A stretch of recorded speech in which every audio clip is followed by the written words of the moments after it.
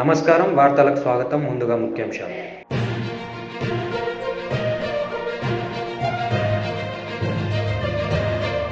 దేశంలోనే అతిపెద్ద హెలికాప్టర్ తయారీ ప్లాంట్ ను ప్రారంభించిన ప్రధానమంత్రి నరేంద్ర మోడీ.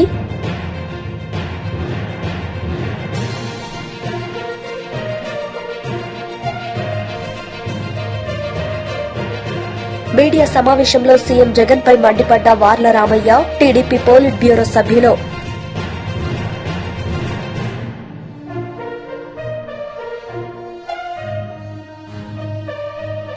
కర్ణాటకలో దేశంలో అతిపెద్ద హెలికాప్టర్ తయారీ ప్లాంట్ను ప్రధానమంత్రి నరేంద్ర మోడీ ఈ రోజు ప్రారంభించారు. తుముకూరులో పలు అభివృద్ధి కార్యక్రమాలను జాతికి అంకితం చేశారు. ఈ సందర్భంగా ప్రధానమంత్రి మాట్లాడారు. ढेर सारे पुराने झूठों को और झूठे आरोप लगाने वालों का पर्दाफाश कर रही है। हकीकत खुद बोल रही है। आज वही एचएएल भारत की सेनाओं के लिए आधुनिक तेजस बना रहा है, विश्व के आकर्षण का केंद्र है। आज एचएएल डिफेंस सेक्टर में भारत की आत्मनिर्भरता को बल दे रहा है। साथियों, आज यहां तुमकुरू इंडस्ट्रियल टाउनशिप के लिए भी काम शुरू हुआ है। फूड पार्क, हेलीकॉप्टर कारखाने के बाद तुमकुरू को मिला एक और बड़ा उपहार है। जो ये नया इंडस्ट्रियल टाउनशिप होगा, इससे तुमकुरू कर्नाटका के ही नहीं बल्कि भारत के एक बड़े औद्योगिक केंद्र के रूप में विकसित होगा। ప్రధానమంత్రి నరేంద్ర మోడీ ఈ రోజు కర్ణాటకలోని బెంగళూరులో ఇండియా ఎనర్జీ వీక్ 2023ని ప్రారంభించారు. ఈ సందర్భంగా ప్రధాని మాట్లాడుతూ భారతదేశం ఇంధన రంగంలో పెట్టుబడి అవకాశాలను అన్వేషించాలని గ్లోబల్ ఇన్వెస్టర్లను కోరారు. मोदी वहां पहुंच चुके हैं और इस निर्माण सुविधा केंद्र का उन्होंने उद्घाटन किया है। रक्षा मंत्री राजनाथ सिंह उनके साथ मौजूद हैं। बेहद महत्वपूर्ण ये ग्रीन फील्ड हेलीकॉप्टर कारखाना है, उसकी इकाई है, एचएएल की इकाई है। और कारखाने की नींव भी प्रधानमंत्री नरेंद्र मोदी द्वारा साल 2016 में रखी गई थी। ये एक बड़ा हेलीकॉप्टर निर्माण सुविधा केंद्र है। यहां शुरुआत में पूरी तरह स्वदेशी डिजाइन वाले लाइट यूटिलिटी हेलीकॉप्टर का उत्पादन होगा। बाद में लाइट कॉम्बैट हेलीकॉप्टर और इंडियन मल्टी रोल हेलीकॉप्टर के निर्माण और मरम्मत का भी काम होगा। तो हेलीकॉप्टर्स के सिर्फ निर्माण का ही नहीं बल्कि मल्टी रोल हेलीकॉप्टर्स जो होंगे उनके निर्माण के साथ साथ उनके मरम्मत का भी कार्य किया जा सकेगा यहाँ पर। तो इस लिहाज से बहुत महत्वपूर्ण है। और सिर्फ ये एचएएल में का जो कारखाना है उसको ही सिर्फ प्रधानमंत्री राष्ट्र को समर्पित नहीं कर रहे हैं बल्कि यहाँ पर एक औद्योगिक टाउनशिप की आधारशिला भी प्रधानमंत्री रखेंगे। और ये 4,884 एकड़ में फैली हुई औद्योगिक टाउनशिप का विकास 3 चरणों में होगा। तो फिलहाल जो ये लाइट कॉम्बैट हेलीकॉप्टर्स की बात हो या जो लाइट यूटिलिटी हेलीकॉप्टर्स हो और आत्मनिर्भर रक्षा क्षेत्र में निर्भर भारत की जब बात होती है तो ये निश्चित तौर पर एक मील का पत्थर साबित होगा। हमारी संवाददाता नंदिता डागर इस पूरी खबर पर बातचीत करने के लिए हमारे साथ जुड़ी हुई है। नंदिता, आपसे जो एचएएल का ये कारखाना है इसकी खासियत के बारे में तो जानेंगे ही, पहले अपने दर्शकों को बता दें कि ये जो एक प्रोटोटाइप, एक मॉडल प्रधानमंत्री को सौंपा गया है हेलीकॉप्टर का और यहाँ पर उन्होंने एक जो इसको राष्ट्र को सौंपने की इसको लोकार्पण करेंगे हेलीकॉप्टर कारखाने का प्रधानमंत्री। साल 2016 में इसकी नींव भी प्रधानमंत्री ने रखी थी। तो कितना खास, कितना महत्वपूर्ण और रक्षा क्षेत्र में जब हम आत्मनिर्भरता की बात करते हैं तो उसके लिए कितना बड़ा ये कदम देख रही नंदिता? है जो आजादी के अमृत काल में हमें 2047 में एरोस्पेस इंजीनियरिंग और मैन्युफैक्चर में, यानी कि न सिर्फ फौजी लड़ाकू विमान, फौजी हेलीकॉप्टर, बल्कि यहाँ तो केवल हेलीकॉप्टर ही बनाए जाएंगे ऑब्वियसली, लेकिन न सिर्फ फौजी हेलीकॉप्टर बल्कि जो सिविल नागरिक उड्डयन के हेलीकॉप्टर हैं, साथ में पूरे make in India make for the world, उसके लिए ये कारखाना है, इस देश का सबसे बड़ा कारखाना निखिल। और ये 2047 में make in India make for the world India को एरोस्पेस मैन्युफैक्चर में, इंजीनियरिंग में, इकोसिस्टम में सुपर पावर बनाने जा रहा है।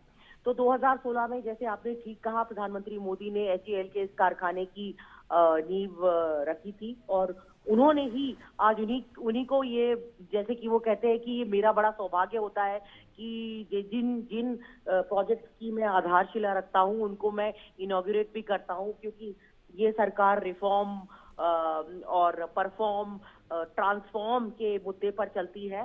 तो बड़ी हाई स्पीड पर जैसे काम होता है। और ये जो कारखाना है ये स्टैंडर्ड 4 इंडस्ट्री स्टैंडर्ड्स यानी कि सबसे हाई टेक्निक, और इस कारखाने के अंदर अगले 20 सालों में निखिल 1000 हेलीकॉप्टर्स बनाए जाएंगे। जैसे कि आपने देखा HAL के CMD जिनका कल हमने इंटरव्यू भी लिया था, मिस्टर CB अनंत कृष्णन, उन्होंने लाइट यूटिलिटी हेलीकॉप्टर का मॉडल, छोटा सा मॉडल, मिनिएचर मॉडल प्रधानमंत्री मोदी को गिफ्ट किया। तो इसमें जो ये है कि शुरुआत में तो ये कारखाना लाइट यूटिलिटी हेलीकॉप्टर ही बनाएगा, करीब 30 हेलीकॉप्टर्स प्रति साल। फिर इसकी जो कैपेसिटी है वो 6 हेलीकॉप्टर्स प्रति साल कर दी जाएगी। उसके बाद 90 की पीक कैपेसिटी अटेन करेगा। और ऐसा नहीं है कि सिर्फ ये लाइट यूटिलिटी हेलीकॉप्टर ही निर्मित करेगा या निर्माण करेगा, उसके अलावा light combat helicopter, Indian multi role helicopter, क्योंकि उनका भी निर्माण करेगा 3 से लेके 15 टन तक के, यानी बहुत ही भारी वजनी हेलीकॉप्टर जो होते हैं उनका भी निर्माण यहाँ किया जाएगा। प्रधानमंत्री मोदी जैसे कि निरीक्षण कर रहे हैं, क्लास जिसे कहा जाता है वो भी हवाई जहाजों में उड़ रही है, ऐसे डेस्टिनेशंस पे उड़ रही है हवाई जहाज से जहां सोचा नहीं था। तो इस तरह से बड़ी मार्केट हो जाती है एविएशन की, जिसको HAL एक्सप्लोर करेगा। और जो मैंने कही, प्राइम मिनिस्टर मोदी ने हमेशा कहा है कि अगर भारत को 2025 तक $5 ट्रिलियन की इकोनॉमी बनना है तो निखिल उस वक्त भारत को अपना डिफेंस का, domestic defence. Telangana mobility valley ద్వారా $6 బిలియన్ పెట్టుబడి, 4 లక్షల ఉద్యోగాల కల్పన లక్ష్యంగా పెట్టుకోమని ఐటీ పారిశ్రామిక శాఖ మంత్రి కె తారక రామారావు పేర్కొన్నారు.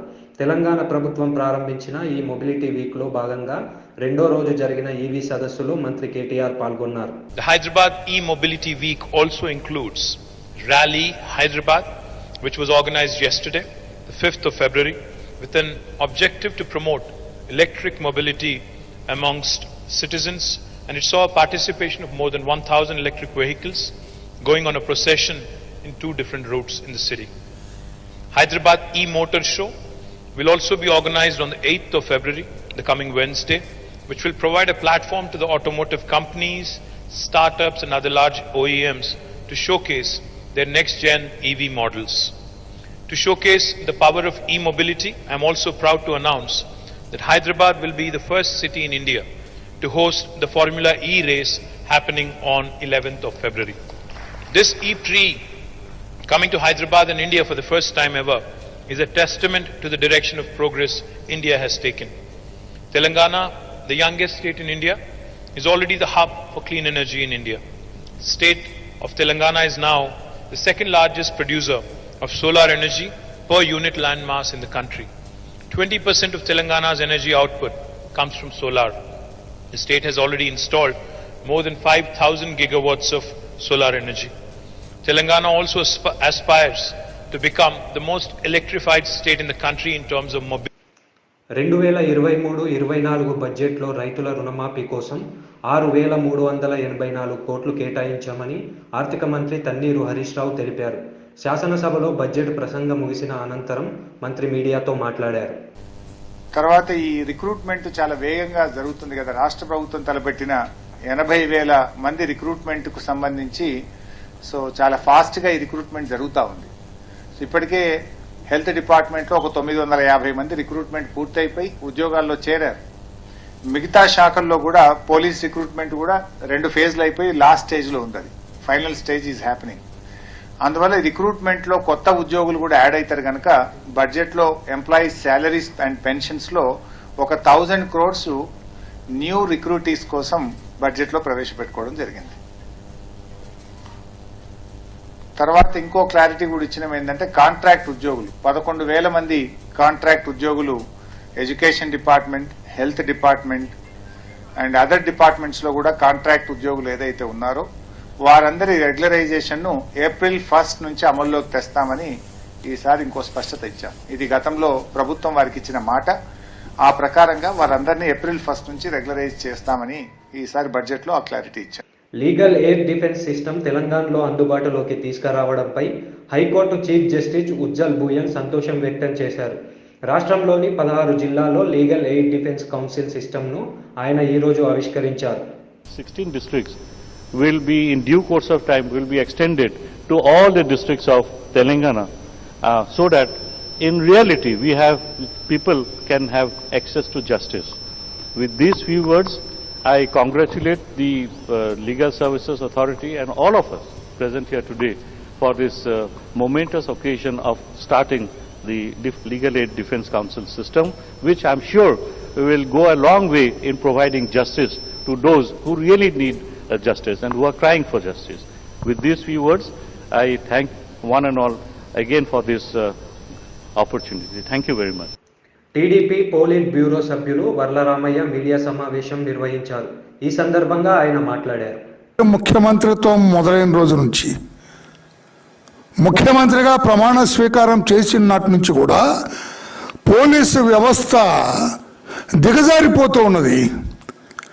ఈ రోజున ఏ స్థాయికి చేరింది పోలీసు వ్యవస్థ అని ఒక్కసారి మనం బేరీజ్ వేసుకుంటే ముఖ్యమంత్రి గారు కానీ అధికార పార్టీ వారు కానీ దున్నపోతు ఈనిందంటే ఘాటన కట్టేయటానికి పరుగులు తీస్తున్నారు పోలీసులు. దున్నపోతు ఈనిందని ముఖ్యమంత్రి కానీ వారి శాసనసభ్యులు కానీ అధికార పార్టీ ఎమ్మెల్యేలు కానీ నాయకులు కానీ ఎవరన్నా చెబితే పోలీసు వ్యవస్థ ఎలా ఉన్నదంటే ఆ దున్నపోతు ఈనితే ఆ దూడని ఘాటన కట్టేయటానికి పరుగులు తీస్తూ ఉన్నది తప్పితే ఐపీఎస్, ఏపీపీఎస్, ఏపీపీలు వీళ్ళందరూ ఏమవుతారే ఒక్క క్షణం ఆలోచించరా గౌరవ డైరెక్టర్ జనరల్ ఆఫ్ పోలీస్? అయ్యా ముఖ్యమంత్రి గారు దున్నపోతు ఈనదండి, అది మగజాతి అండి, గేదె ఈనుతుంది సార్ అని చెప్పలేని దుస్థితిలో ఈ రోజున director general of police Rajendranath Reddy గారు ఉండటం పోలీసు వ్యవస్థకి సిగ్గుచేటు. అందుకే దిగజారిపోయింది. సవాంగ్ గారు హయాంలో అదో రకమైన దిగజారుడైతే మీ హయాంలో ఇంకొక రకమైన దిగజారుడైపోయింది. మన దిగజారు మాత్రం సేమ్ కామన్. ఎందుకు ఇంత పరుషంగా? ఎందుకంటే మీలో కూడా రోషం వస్తుందని చెప్పి నేను మాట్లాడుతున్నా. ఇలాగా దాదాపు 28 సంవత్సరాలు పోలీస్ అధికారిగా పనిచేసిన ఈ శాఖ పట్ల ప్రేమ అభిమానం ఉన్న వ్యక్తిగా నేను చాలా బాధపడుతూ తెలియజేస్తున్నా. దిగజారిపోతూ ఉన్నది ఈ రోజున పోలీసు వ్యవస్థ. సమాధానం ఏంటండి వర్లరామయ్య గారు, మీరు కూడా పోలీస్ ఆఫీసర్ కావండి, why are you talking like this అనే ధైర్యం చేయండి ఎప్పుడన్నా మీరు. ఓపెన్ డిబేట్కి మీరు కాదు, సీనియర్ ఆఫీసర్ మిమ్మల్ని పిలవట్లా. You send somebody with me for an open debate on the department and its administration and its ongoing activities. Open debate ki pampandi, send some officer. ఎందుకని అంటున్నాను నేను. నిన్న అటు తన్నీరు వెంకటేశ్వరరావు అని ఒక కానిస్టేబుల్ ఎందుకు చీఫ్ మినిస్టర్ని ఆ రకంగా దుర్భాషలు ఆడవలసి వచ్చిందని. దుర్భాషలు ఆడటం తప్పు, దుర్భాషలు నేను సమర్థించటం లేదు. కానీ ఎందుకు ఆ పరిస్థితి వచ్చింది యాజ్ ఎ డైరెక్టర్ జనరల్ మీరు ఆలోచించారా? ఎందుకంత ఫ్రస్ట్రేషన్ వచ్చింది ఆ కానిస్టేబుల్కి? ఎందుకు ముఖ్యమంత్రిని అంత తీవ్రంగా ఎందుకు అతను బూతులు తిట్టవలసి వచ్చింది? వాడి ఫ్రస్ట్రేషన్కి కారణాలు వెలికి తీశారా మీరు as a director general of police? నేను అన్నాను కదా, మీరు దున్నపోతు తినిందంటే ఘాట్ను కట్టేస్తున్నారు, ప్రయత్నం చేస్తున్నారు. వాడు ముఖ్యమంత్రిని తిట్టారు, అరెస్ట్ చేశారు, లోపల పడేశారు. అయిపోయింది అనుకుంటున్నారా? ఎందుకు అతన్ని అరెస్ట్ చేసిన పోలీసులందరూ కూడా వాడిని ఎందుకు అభినందించారు తెలుసా మీకు? జైల్లో ఉన్న వాళ్ళు కానీ మళ్ళీ నేనంటే వాళ్ళ మీద పడతారు. మీరు వెళ్ళి ఎట్లా ఉందంటే మీ పద్ధతి చాలా, నేను ఇప్పుడు అంటున్నాను, ఆ పోలీసులందరూ కూడా కానిస్టేబుల్ని సమర్థించారు. వాడి మీద ఏగ వాళ్ళం లేదు. For your information, director general of police. అతన్ని మీరు వేటాడతారు అని తెలిసి, అతనికి అన్యాయం జరుగుతుందని తెలిసి మేము అతన్ని బెయిల్ మీద చేయాల్సి, it was Telugu Desam party, it is Telugu Desam party. మేమే అతనికి అడ్వకేట్ని పెట్టి బయటకు తీసుకొచ్చాం. అతను చంపేస్తారు మీరు. You will kill him. ఎందుకంటే ముఖ్యమంత్రి చెబుతాడు కదా, అతను తిట్టాడు కదా, అందుకు. కానీ అతని ఫ్రస్ట్రేషన్ అతను ఒక్కడిదే కాదు, పోలీసు డిపార్ట్మెంట్లో అందరిది ఆ ఫ్రస్ట్రేషన్. తన్నీరు వెంకటేశ్వరరావు ఒక్కరిది కాదు ఆ ఫ్రస్ట్రేషన్, ప్రతి ఒక్కరికి ఉంది. మీరు ఎప్పుడైనా అడిగారా సార్, మీరు డీజీ అయిన తర్వాత సీఎం దగ్గర, సార్ మాకు ఏం లీవ్ ఇవ్వట్లేదు సార్, ఎన్కాష్మెంట్ ఇవ్వట్లేదండి, ఫైనాన్స్ డిపార్ట్మెంట్కి ఒకసారి చెప్పండి, ఆ ఫైనాన్స్ మినిస్టర్కి ఒకసారి చెప్పండి అని ఎప్పుడైనా అడిగారా? కానిస్టేబుల్స్ స్టాఫ్ తరఫున దాదాపు 45-50 వేల మంది మీకు స్టాఫ్ ఉన్నారు అక్కడ, constables and head constables in the state. వాళ్ళ తరఫున అడిగారండి మీరు? ఎడిషనల్ సరెండర్ లేవు, ఎప్పుడైనా అడిగారండి ఎన్కాష్మెంట్? వాళ్ళ జీపీఎఫ్ పెడితే లేదు, దిక్కు లేదు, వాడి డబ్బు వాడు తీసుకోవటానికి లేదు. పిల్లలకి ఏమన్నా ఫీజులు కట్టుకోవాలన్నా, ఏదైనా పెళ్లిళ్ళు చేసుకోవాలన్నా, ఏదైనా శుభకార్యాలు చేసుకోవాలన్నా వాడి డబ్బు వాడు అడిగితే లేదు పోలీసు డిపార్ట్మెంట్లో. మీరు ఎప్పుడైనా అడిగారా? ఫ్రస్ట్రేషన్ తన్నీరు వెంకటేశ్వరరావు ఒక్కడిదే కాదు, అందరిది. ఏ స్థాయికి వచ్చింది? పోలీసు వ్యవస్థ ఏదో ఒక రోజున నిలదీస్తారు. ఈ రోజున ముఖ్యమంత్రిని కానీ మిమ్మల్ని కూడా. ఏమిటి మా పరిస్థితి? ఎందుకు మమ్మల్ని బానిసల్లాగా చూస్తున్నారు? కట్టు బానిసల్లాగా చూస్తున్నారు. టీడీపీ తెలుగునాడు అంగన్వాడీ డ్వాక్రా సాధికార సంఘం అధ్యక్షురాలు ఆచంట సునీత మీడియా సమావేశం నిర్వహించారు. ఈ సందర్భంగా ఆమె మాట్లాడారు. పట్ల ఎటువంటి నిర్లక్ష్య వైఖరి వహించింది అనడానికి నిన్న 1,20,000 మంది అంగన్వాడీ వర్కర్స్ ఏ విధంగా రోడ్లకు వచ్చి వారి యొక్క నిరసన వ్యక్తం చేశారు అనే దానికి నిన్న వారు చేపట్టిన ధర్నానే నిదర్శనం. ఎంతో గొప్పగా జగన్మోహన్ రెడ్డి అధికారంలోకి వచ్చే ముందు పాదయాత్రలో చాలా ఆచరణకు సాధ్యం కాని హామీలు ఇచ్చి తన యొక్క నవరత్నాలు, అవి మోసపు రత్నాలు, విషపు రత్నాలు హామీలు ఇచ్చి అంగన్వాడీ కార్యకర్తలకు జీతాలు తెలంగాణలో కన్నా ఎక్కువ ఇస్తానని చెప్పి అబద్ధాలు చెప్పి అధికారంలోకి వచ్చిన తర్వాత ఇంతవరకు మీరు ఒక్క 1,000 రూపాయలు తప్ప ఒక్క రూపాయన్న వాళ్ళకి పెంచారా జగన్మోహన్ రెడ్డి గారు? 7,000 రూపాయలున్న జీతాన్ని 10,500 వరకు అంగన్వాడీ కార్యకర్తల కష్టాన్ని గుర్తించి వాళ్ళకి శాలరీస్ పెంచినటువంటి ఘనత తెలుగుదేశం పార్టీది. ఆ రోజు చంద్రబాబు నాయుడు గారు ముఖ్యమంత్రిగా ఉన్నప్పుడు మాత్రమే. ఈరోజు 3.5 సంవత్సరాల కాలంలో వారికి జీతాలు పెంచటమూ లేదు, వారికి కావలసినటువంటి న్యాయబద్ధమైనటువంటి డిమాండ్స్ని నెరవేర్చే విషయంలో రాష్ట్ర ప్రభుత్వం ఏ విధంగా ఘోరంగా విఫలమైందనడానికి నిన్న జరిగినటువంటి ధర్నా, రాష్ట్ర వ్యాప్తంగా అంగన్వాడీలందరూ ఏ విధంగా వారి యొక్క గళాల్ని రోడ్డు మీదకి వచ్చి రాష్ట్ర ప్రభుత్వం మీద నిరసన తెలియచేశారు అంటే, ఇంతకన్నా మీకేం కావాలి జగన్మోహన్ రెడ్డి గారని మేము అడుగుతా ఉన్నాం. ఎంతో గొప్పగా జగన్మోహన్ రెడ్డి అధికారంలోకి వచ్చిన తర్వాత నాడు నేడు అని చెప్పేసి రంగులు వేయడం, రంగులు తీయడం. ఆ రోజు చంద్రబాబు నాయుడు గారు చేసినటువంటి అభివృద్ధి తప్ప ఏ ఒక్కటన్నా మీరు ఈరోజు మీకంటూ మీగా ఈరోజు రాష్ట్ర ప్రభుత్వంలో చేసినటువంటి పరిస్థితి ఉందా అంటే, అంగన్వాడీ సెంటర్స్ గతంలో మనోవికాస కేంద్రాలుగా ఉండేవి. ఈరోజు అంగన్వాడీ సెంటర్స్కి వెళ్తే సమస్యల వలయంలో కొట్టుమిట్టాడుతూ కనీస సౌకర్యాలు లేక కనీస శిథిలావస్థలో ఉన్నటువంటి బిల్డింగ్స్లో స్కూల్స్ నడుపుతూ ఎటువంటి దీనమైనటువంటి పరిస్థితిలో అంగన్వాడీ సెంటర్స్ ఉన్నాయి అనటానికి ఈరోజు జగన్మోహన్ రెడ్డి గారు తాడేపల్లి ప్యాలెస్లోంచి బయటకు వచ్చి పాపం ఆ కన్సర్న్ మంత్రి గారు, స్త్రీ శిశు సంక్షేమ శాఖ మంత్రి గారు అమ్మా ఉషశ్రీ చరణ్ గారు, యదా ముఖ్యమంత్రి తదా మంత్రివర్గం, మీ యొక్క ముఖ్యమంత్రి గారు కోట్ల రూపాయలు దోచుకుంటా ఉంటే మీరక్కడ పాపం మంత్రి పదవి రానే వచ్చింది. ఇక్కడ అటువంటి పేద ప్రజల సంక్షేమంతో పని లేదు, మీ శాఖ మీద సమీక్ష లేదు, మీ శాఖలో ఉద్యోగస్తులు పడుతున్నటువంటి ఇబ్బందులు మీకు పని లేదు. కానీ కోట్ల రూపాయల విలువ చేసే ల్యాండ్ స్కాములు మాత్రం మీరు చక్కగా సెటిల్ చేసుకొని, దీపం ఉన్నప్పుడు ఇల్లు చక్కబెట్టుకోవాలని చెప్పి మీకు మంత్రి పదవిని అడ్డం పెట్టుకొని రాష్ట్రంలో మీ యొక్క ఏరియాలో ల్యాండ్ కబ్జాలు చేసుకునేటువంటి పరిస్థితిలో మీరున్నారు తప్ప ఈరోజు మీ శాఖ మీద కనీస సమీక్ష ఉందా?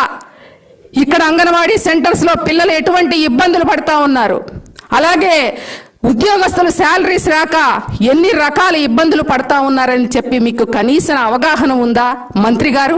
ఒకసారి రండమ్మా, మీ ముఖ్యమంత్రి తాడేపల్లి ప్యాలెస్ నుంచి రారు, మీరు మీ యొక్క మహారాజా ప్రస్థానంలోంచి బయటికి రారు, మీకు మంత్రి పదవులు, ఆయనకు ముఖ్యమంత్రి, చక్కగా రాష్ట్రాన్ని దోచుకుంటున్నారు తప్ప ఇక్కడ రాష్ట్ర ప్రభుత్వంలో పడుతున్నటువంటి ప్రజల యొక్క ఇబ్బందులు మీకు ఏమన్నా కనీసం కనిపిస్తున్నాయని చెప్పి సందర్భంగా అడుగుతా ఉన్నాం. నేను ఒక్కటే సూటిగా అడుగుతున్నా, మహిళా శిశు సంక్షేమ శాఖ మంత్రి కానివ్వండి, ఈ రాష్ట్ర ముఖ్యమంత్రి, అక్కడ ఉన్నటువంటి అంగన్వాడీ సెంటర్స్ లో ఉన్నటువంటి పిల్లలందరూ కూడా బడుగు బలహీన వర్గాలకు చెందినటువంటి పిల్లలు. నిజంగా జగన్మోహన్ రెడ్డి ధనదాహం అంటే నిజంగా బడుగు బలహీన వర్గాలకు పెట్టాల్సిన ఫుడ్లో కూడా తన కమిషన్లకు కక్కుర్తిపడి నాణ్యమైన ఫుడ్ పెట్టకుండా పిల్లల్ని ఏ విధంగా ఇబ్బంది పెడుతున్నాడు అంటే నిజంగా జగన్మోహన్ రెడ్డి ఒక్కటే చెప్తా ఉన్నాం, ఆ పేద బిడ్డల తాలూకా ఉసురు మీకు కానీ మీ ప్రభుత్వానికి తప్పకుండా తగులుతూ ఉంటుంది. కనీస సౌకర్యాలు లేకుండా, నాణ్యమైనటువంటి ఫుడ్ లేకుండా, మురిగిపోయిన కోడిగుడ్లు, అలాగే టైం అయిపోయిన పాలు, పురుగులు పట్టినటువంటి రాగి పిండ్లు ఏంటండి మీరు పెట్టేది? జగన్మోహన్ రెడ్డి గారు మీ ప్యాలెస్లో కూర్చొని మీరు మీ బిడ్డలు ఈ ఫుడ్డే తింటారా? కనీసం మీ యొక్క శాఖ మీద మీరు ఏ రోజన్నా ఐసిడిఎస్ మీద మీరు ఒక సమీక్ష చేశారా? సెంటర్లు ఏ విధంగా ఉన్నాయని చెప్పేసి మీరు ఎప్పుడన్నా చూసారా? వాళ్ళకి కావాల్సినటువంటి ఫండ్స్ ఇచ్చారా? అది లేకపోగా 6 monthsగా వైఎస్ఆర్ పోషణ బిల్లులు. వార్తలు ముగించే ముందు ముఖ్యాంశాలు మరోసారి.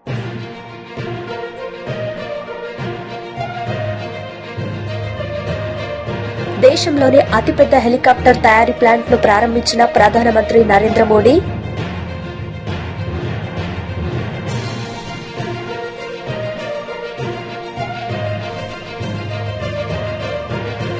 మీడియా సమావేశంలో సీఎం జగన్ పై మండిపడ్డ వార్ల రామయ్య, టీడీపీ పోలిట్ బ్యూరో సభ్యులు.